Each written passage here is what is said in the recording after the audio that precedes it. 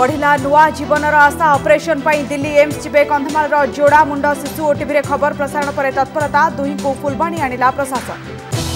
निराली सस्पेंस जारी आउ एक मेढार मृत्यु पर लोके तातिले अजଣା जंतु को शीघ्र धरिबा डीएफओ को मंत्री तागिद बाण फुटाई ऑपरेशन आरंभ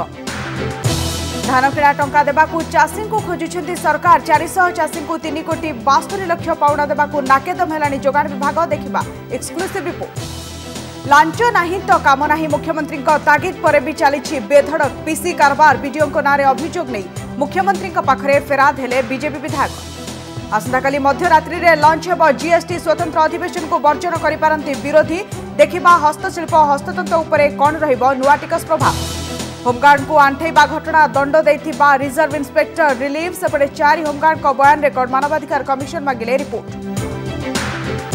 एवं आज पवित्र हेरा पंचमी महाप्रभु जगन्नाथ रथ काठ भांगिबे अभिमानिनी महालक्ष्मी कालीठू प्रस्तुति हेब प्रत्यावर्तन यात्रा।